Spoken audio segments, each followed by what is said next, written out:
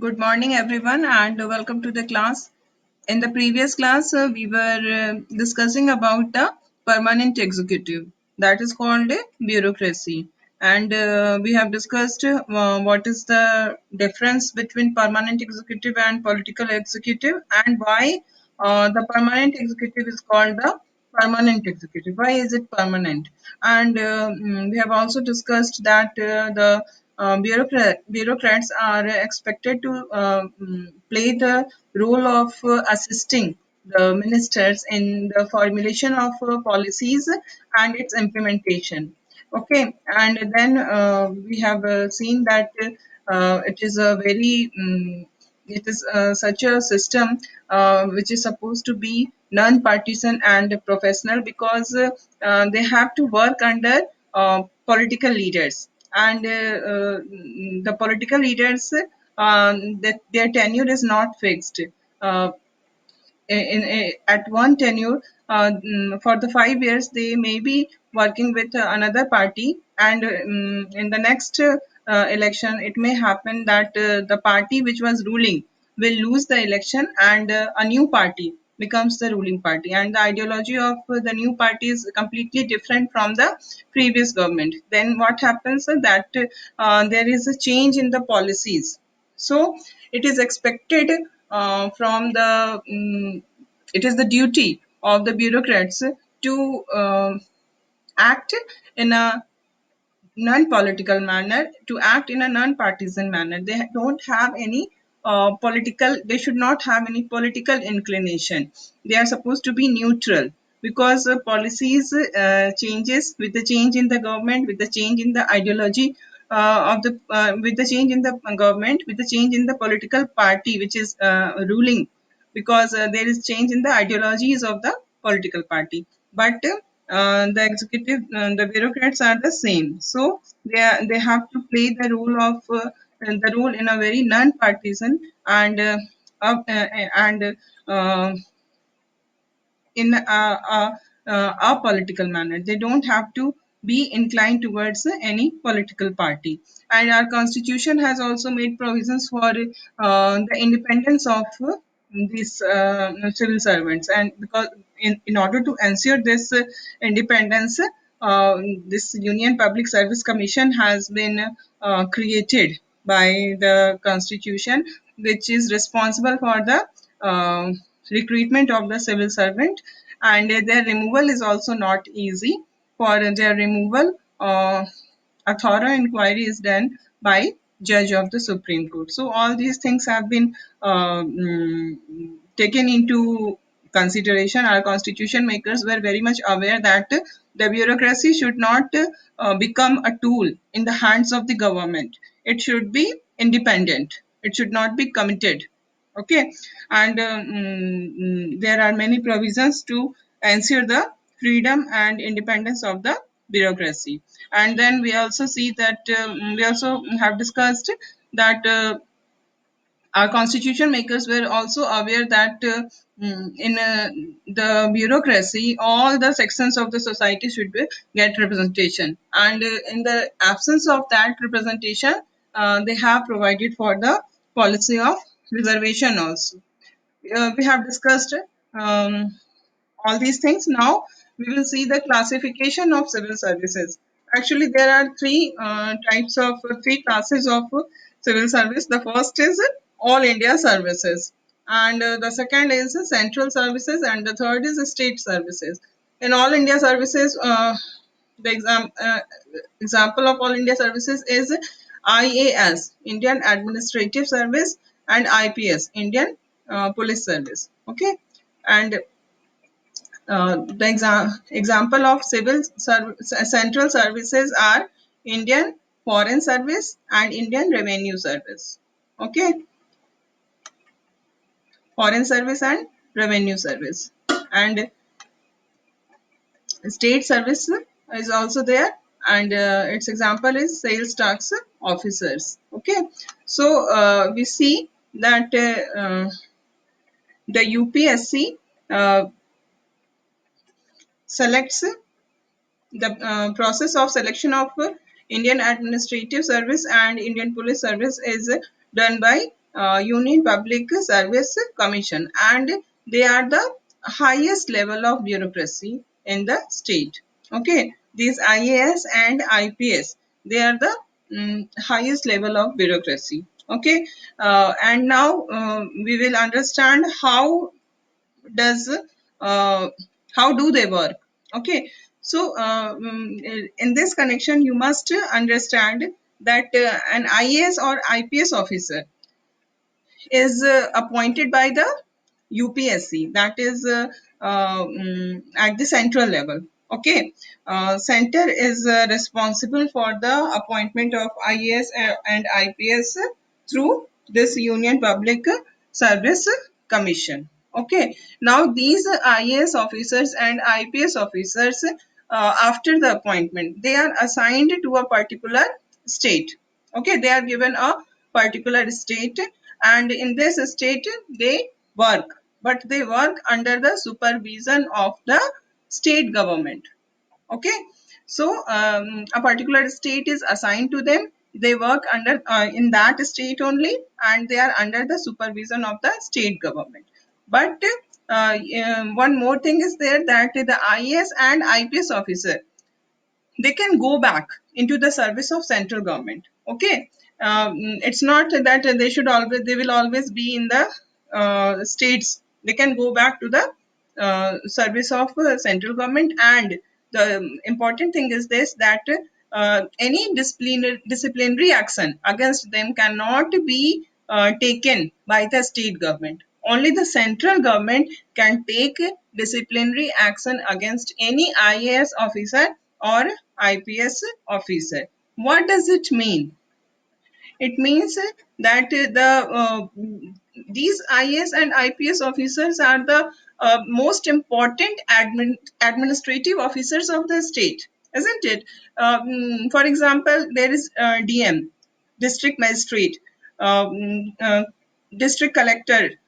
All these are IAS officers, and they are responsible for the administration of a whole district. So they are holding a very important position in the state government, but they are under the control of the central government. The state government cannot take disciplinary action against them. So, what is this? This is the command, this is the control of the central government over the administration of the states. This is the federalism, which is working in our constitution. We are working in our country. As I have told you when we were studying the constitution, and we will discuss all these things in the following chapter, that is federalism. In this regard, here I must tell you this thing, that in our country, the federalism which is adopted, that federalism is in favor of the central government. The distribution of power is done between the center and state in such a manner that the center is more powerful than the state. And this is one of the most important example of that division of power in favor of center. The IAS and IPS officer are working in the state, but they are only under the supervision of the state government. They are not in the control of the state government. The state government cannot start any kind of disciplinary action against them. Disciplinary action can be taken only by the central government, and they are the most important player in the administration of the state. So this is the supremacy of the center.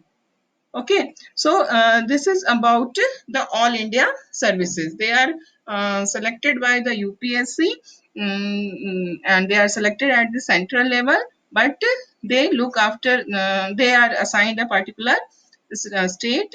Okay, and they can also be appointed at the central services, and they are under the control of the central government. And now there are also state public service commissions other than UPSC, Union Public Service Commission. The state is, and there is also state public service commission, and these service commissions, state public service commissions, appoint the officers for the administration of the state. For example, the sales tax officer. Okay, these are the people, these are the officers who are selected by the State Public Service Commission. Okay, so this is the bureaucracy. The bureaucracy is plays a very important role in the government, in the administration, because whatever is done by the government, whatever decision is taken by the executive, that decision is implemented by this administration only. So the people have people come in contact with these bureaucrats in order to complete their work. So what is the need? There is need of that the bureaucracy should uh, be more people friendly, because our government is a welfare government. It makes so many policies for it makes so many policies and programs for the people, especially for the weaker section of the people. And these policies and programs need to be implemented effectively. If there is any kind of problem a person is facing regarding these, then he need the help of the bureaucracy. So it should be people friendly. But what is the trend? We see that it is very the bureaucracy is not working in that friendly manner. Okay, so though there is a pressure from the government, because the government is democratic and it has to face the people on every 5 years, so it wants to make people satisfied. So there is the government wants that the bureaucracy should act according to the policies of the government, and it should be friendly towards the people. But there is problem in this. And one more thing which is important, that if we want that bureaucracy should work effectively, then there must be less political interference in the works of the bureaucracy. If the our political leaders start interfering in the work of the bureaucracy, then what will happen, that their independence will be curtailed, and they will not be able to work independently. So it is important that there should be minimal political interference. And there are many people who are of the opinion that our constitution makers has not made proper sufficient provisions for the independence of the civil servants. Okay, and because of this, what happens, that political interference is done in the performance of their duties. They are not free to work according to the need, according to the circumstances, according to the rules. They have to obey the command of their political masters. So this is the problem. And there are many who also feel that bureaucracy should be accountable to the citizens. It should be accountable. If it is accountable to the citizens, then what will happen? Then it will work efficiently. Okay, and in this regard, a very important step has been taken, and that is right to information. Now, in India, in our country, we are also having this right, and because of this right to information, we can ask for any kind of information from the government departments, and this is a very effective tool in the hands of the people to control the bureaucrats, to control the civil servants of the country, and bring transparency in the working of the administration. So now this is the conclusion which I am going to read it. Okay, then I will explain it. The modern executive is a very powerful institution of government. The executive enjoys greater power compared to other organs of the government. This generates a greater need to have democratic control over the executive. The makers of our constitution thought with foresight that the executive must be put firmly under regular supervision and control. Thus, a parliamentary executive was chosen. Periodic elections, constitutional limits over the exercise of powers, and democratic politics have ensured that executive organ cannot become unresponsive. So, what is the conclusion? We are saying that the executive is the most powerful organ of the government. Okay, why it is the most powerful? It is the most powerful because it has the enormous powers and functions to do. All the important decisions are taken by the executive only. So it has it is enjoying the greatest power. Okay, and there was fear in the mind of constitution makers that this excess power of this executive can turn it undemocratic. So what was the need? The need to control these, the executive must be under the control of people. And how this control was became possible, this control became possible by adopting the this parliamentary executive.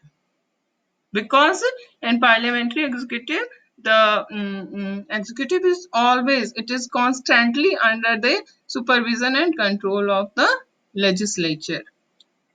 Okay, and and on every 5 years they have to face elections. Then constitution limits so many limitations on the powers of the executive, such as it has to answer questions in the parliament. Whatever the executive does, it is accountable for that work. It is accountable for act which is done by it. And in parliament, questions can be asked from the members of the executive on this, on whatever they have done. So these all are various methods through which executive can be under the control of the people. So we have completed this chapter. Now we will discuss the various cartoons and pictures which are given in the chapter. Okay.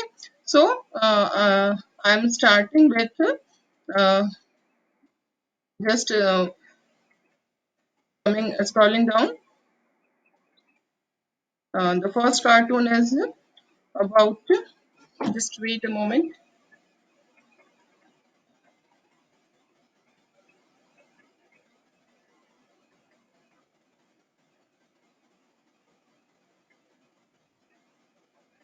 So this is the Jawaharlal Nehru. He's just putting his signature.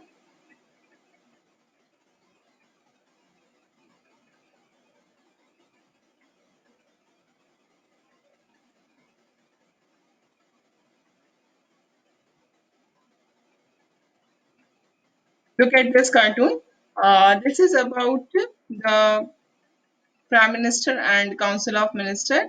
In this picture, we can see uh, the position which is occupied by the Prime Minister. You can see the face of all the ministers. They are just following the Prime Minister. This is our Prime Minister, Pandit Nehru, and Pandit Nehru is leading the Council of Ministers, and now they are going towards Lok Sabha. Okay, and the Prime Minister is literally, he is leading the Council of Ministers, isn't it? No one is moving with him. All of them, all the ministers are following him. Okay, the first thing.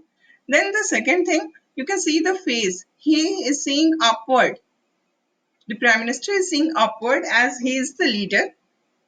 He has taken all the decisions, and all the his ministers are supposed to follow him. So his face is upward, and we can see this. These are the faces of ministers who are looking downward because they just have to follow him.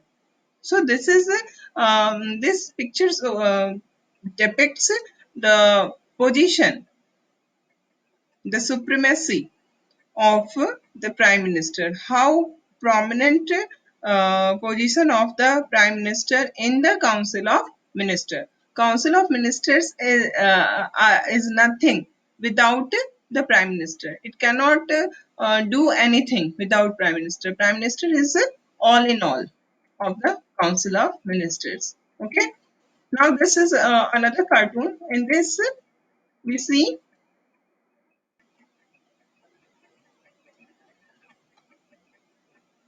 minister unhappy with portfolio. This is the minister. He has whatever portfolio he is getting. He is not happy with this portfolio. Why he is not happy with this portfolio? Because he may be expecting a higher portfolio. According to portfolio, your rank is decided in the Council of Minister. In the Council of Minister, we have seen that all the ministers are not of equal ranks. Cabinet ministers are the highest rank ministers, and they are given the most important portfolios, suppose such as defense, finance, external affairs, home ministry. All these are important portfolios, and these are given to cabinet ministers. So the minister is unhappy with the portfolio which is assigned to him, because with the portfolio ranks come, and with the rank what comes? All the facilities, all the amenities, the house, the car, the servants, travel, the foreign trips, the security, the secretaries, all these things you will get if you are a cabinet minister. So all the ministers want to get the highest rank portfolio. Okay. Why do people want to be ministers? This cartoon seems to suggest that it is only for perks and status. Then why is there competition for some portfolios? Because they are very much important, and if we are holding that portfolio, then you will get more perks and more your status will be higher. So this is all about this cartoon, and now we will see another cartoon.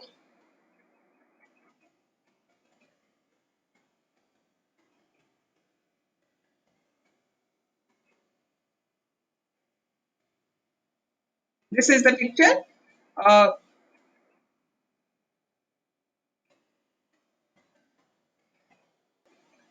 CM to seek trust vote. Trust vote. What is trust vote? And trust vote is vote of no confidence. Just opposite for trust vote. Uh, the chief minister is to face the trust vote. Okay, the chief minister is not happy even after winning the confidence motion. Why is it so? Because though he won the confidence motion, trust vote, that is opposite of no confidence motion. It has to be won by the chief minister when the election is done. All the different parties get seats in the state legislature party, state legislature, and in this state legislature, whichever party gains the majority of the seat, okay, that party, the leader of that party becomes the chief minister. But when any party is not able to win the majority of the seats, then what happens? That there is more than one parties uh, make a coalition, make an alliance, and uh, then the government is formed, and then the chief minister is has to win the trust vote. Okay, So the chief minister has won the trust vote. Still, he is not happy. Why he is not happy? Because he knows that he has to work according to the desire, according to the interest of different parties which have supported different parties, members of whom supported him in the trust vote. So this is the problem of the coalition government. When a coalition government is formed, the chief minister is not cannot work according to his own desire. He has to take into consideration the interest and demands of all the constituent parties of the coalition. That's why he is not happy. Okay.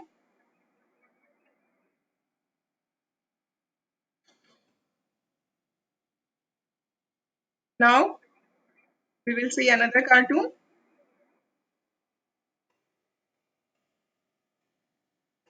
We don't have any cartoon. This is all about this chapter, executive. Now we will discuss the question answer. The first question, this is an MCQ. Parliamentary executive means executive where there is a parliament, executive elected by the parliament, uh, uh, a parliament executive means where the parliament functions as the executive. No, all the three options are wrong.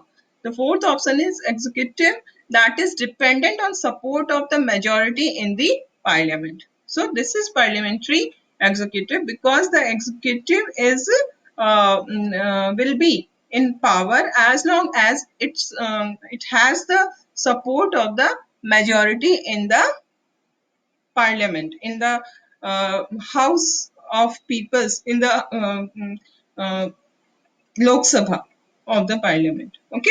So now the next question, read this dialogue. Which argument do you agree with and why? Amit is saying, looking at the constitutional provisions, it seems that the president is only a rubber stamp. He's talking about the ceremonial head of the state. The president is only the ceremonial head. He has nothing to do in reality. He is only a rubber. His role is only a of a rubber stamp. So, but what we saw in the discussion that there are many situations in which the president plays a prominent role. He uses his discretionary power. He works without the aid and advice of the Council of Ministers. Then Sama is saying the president appoints the prime minister, so he must have the powers to remove the prime minister as well. This is not true because the president appoints the prime minister, it's true. But the president cannot appoint anyone as prime minister. He is bound to appoint that person only as prime minister who has the support of the majority in the Lok Sabha. Okay. And therefore he does not have the power to remove the prime minister because the prime minister can lose his post only when he loses the support of the majority in the Lok Sabha. Okay. Now Rajesh is saying we don't need a president. After the election the parliament can meet and elect a leader to be the prime minister. There is no need of a president because whenever there is election, the members will meet and they can elect their leader who will be their prime minister. So what is the need of the post of president? No, this is completely incorrect statement. Why? Because we have seen how there are situations after the election when no party is able to win the majority of the seats, and in that situation there are more than one person who claimed that they have the support of the each one of have the support of the majority in the Lok Sabha. So in that case, what happens? Who takes decision about uh, that who should be invited to form a government and who should be given what much of how many days to prove his or her majority. This decision is taken by the president. So we cannot think of our system without the president. President plays an very plays a very prominent role. Okay, now we have to do this matching. This is about we have seen different class in civil servants. So this is all about this. So there are Indian Foreign Service, State Civil Services, All India Services, and Central Services. Works within the particular state in which recruited. He is the civil servant. He work only within a particular state only for which he was recruited. This is about state civil services. Okay, works in any central government of office located either at the national capital or elsewhere in the country. It is central services. So, for example, income tax. Income tax is a central government department, and this comes under central service. Any person who works in the income tax department, he works in any he can work at the national capital also, or in elsewhere in the country also. So third is works in a particular state to which allotted, can also be sent on deputation to the center. So he is the person who has been allotted a particular state, but he can also send back to center. It is all India services. Okay, and works in Indian missions abroad. जो foreign countries में काम करते हैं, India के mission पे वो foreign countries जाते हैं. These are Indian foreign services. So this is all for today. Now we will discuss in the next class.